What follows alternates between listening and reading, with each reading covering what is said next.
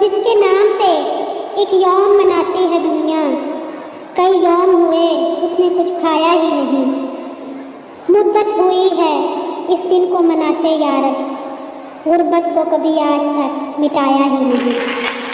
جناب صدر، معزز اساتذہ کرام اور میرے ہم مکتب ساتھیوں، السلام علیکم۔ آج میرا موضوع سخن ہے یوم مزدور۔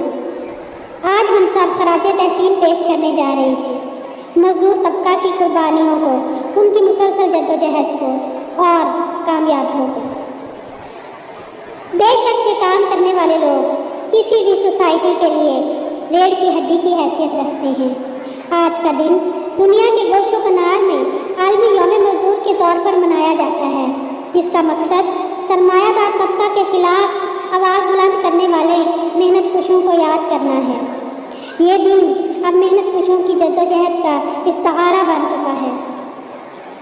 ہمارا خون بھی شامل ہے تزئین گلستاں میں، ہمارا خون بھی شامل ہے تزئین گلستاں میں، ہمیں بھی یاد کر لینا چمن میں جب بہار آئے۔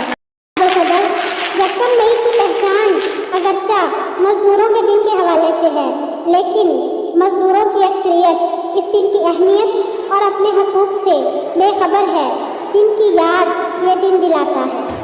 اسی وجہ سے بندہ مزدور کے اوقات ابھی بھی تلخ ہیں۔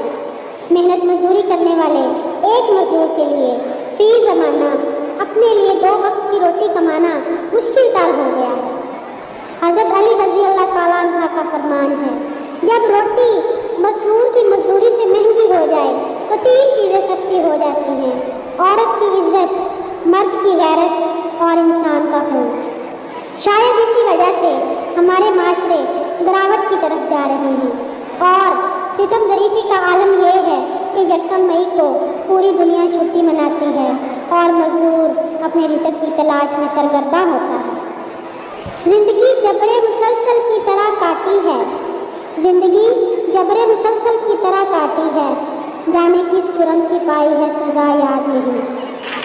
پوری دنیا کی طرح ہم بھی آج یوم مزدور منا رہے ہیں۔